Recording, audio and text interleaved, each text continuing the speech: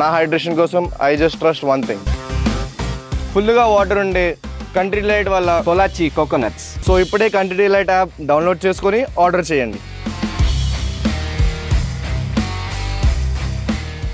Sir, అసలు తెలంగాణ రాజకీయాల్లో fight between BJP కాంగ్రెసా, BRS 2 సార్లు అధికారంలో ఉంది, ఎక్కువగా ఆ ప్రస్తావన తేకుండా ఇది ఒక పొలిటికల్ గేమ్ అనుకోవచ్చా? అంటే అలా అని ఇప్పుడు మనం ఒక స్టేట్మెంట్ మీద మాట్లాడినప్పుడు అది బీజేపీ వర్సెస్ కాంగ్రెస్ ఉంటుంది. ఆ తెలంగాణలో మ్యూజికల్ చైర్స్ నడుస్తుంది. అట్లా ఇట్స్ నాట్ ఎ డైరెక్ట్ కుస్తీ పోటీ కాదు.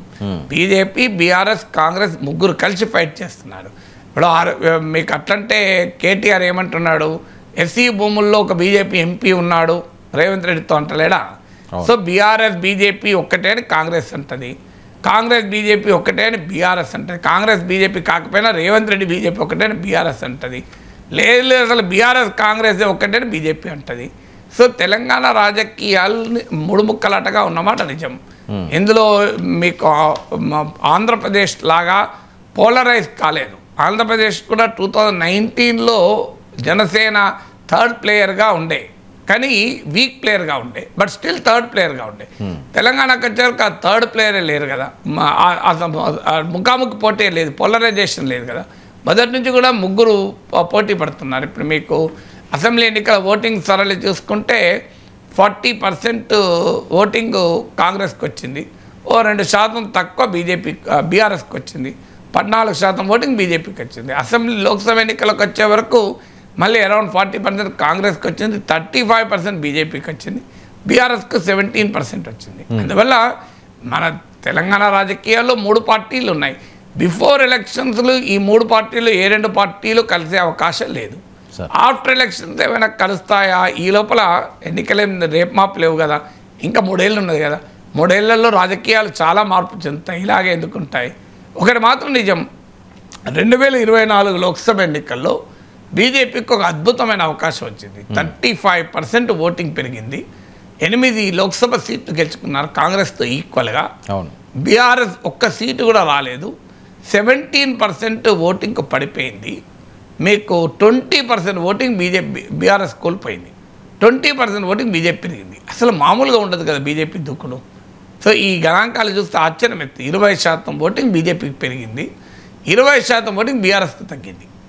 ఇంత భారీగా ఓటు షిఫ్ట్ అయ్యాక బీజేపీకి ఎంత అద్భుతమైన అవకాశం, కానీ చేజేతులా చెడగొట్టుకున్నారు కదా. మీకు లోక్సభ ఎలక్షన్ల తర్వాత ఇప్పటి వరకు రాష్ట్ర బీజేపీ ఒక పార్టీ అధ్యక్షుడినే ఎంచుకోలేని పరిస్థితి.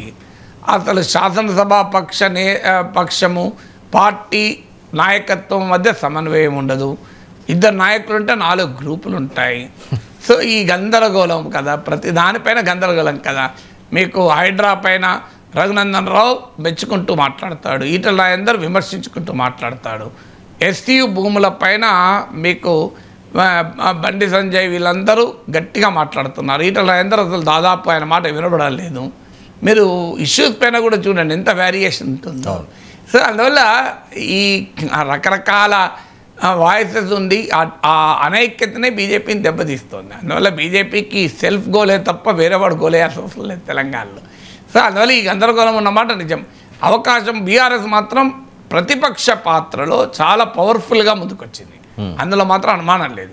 సో బీఆర్ఎస్ నాయకత్వం కేటీఆర్, హరీష్ రావు ముందుండి ఆ పార్టీని రెలవెన్స్లో లేకుండా పోతోంది అనే దశలో లోక్సభ ఎన్నికల తర్వాత రెట్టించిన ఉత్సాహంతో పనిచేశారు. ఇప్పుడు బీఆర్ఎస్ను పనితీరు చూస్తే వీళ్ళైనా 17% తగ్గింది, బీజేపీ పనితీరు బీఆర్ఎస్ పనితీరు మీరు రాష్ట్రంలో గమనిస్తే అసలు బీజేపీ అయినా 35% 35% ఓటింగ్ వచ్చి బీఆర్ఎస్ 17% ఓటింగ్ వచ్చి రాజకీయ పరిస్థితి అయినా అని అనుమానం కలిగే దశకు వచ్చింది కదా.